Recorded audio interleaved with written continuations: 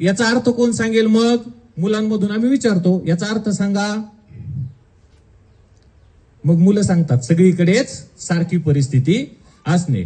मग याच आशयाची तुम्ही एखादी दुसरी म्हण सांगू शकता का?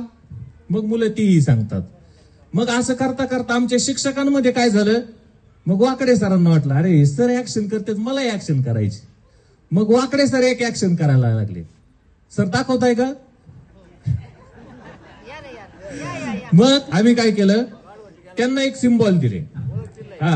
त्यांना काय केले, मुलांना सुरुवातीला माहिती होईपर्यंत एकदा मुलांना माहिती झालं की मुलं बरोबर सांगायला लागले.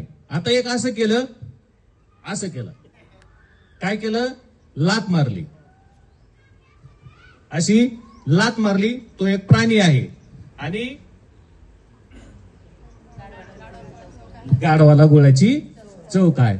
मग याचं मुलांना कौतुक वाटायला लागलं, भारी वाटायला लागलं.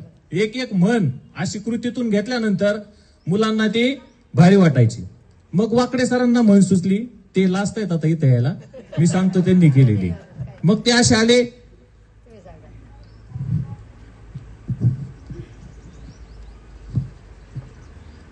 हे तर माहितच आहे आपल्याला हे काय आहे. ही लात म्हणजे पहिल्या म्हणीतून माहिती झाले तुम्हाला. आणि हे असं कोण उभं राहतं हे माहिती आहे.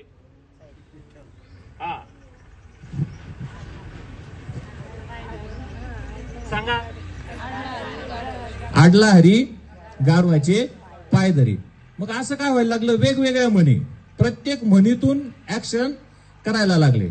मग एक विद्यार्थी आला आमच्यातून, एकाच दिवशी झालं मॅडम सगळं आहे, म्हणजे रोज रोज होतंय म्हणून नाही, म्हणजे मुलांना आनंद वाटला त्या गोष्टीचा. एक आला आणि त्याने काय केलं, मी करतो म्हणे सर एक म्हण,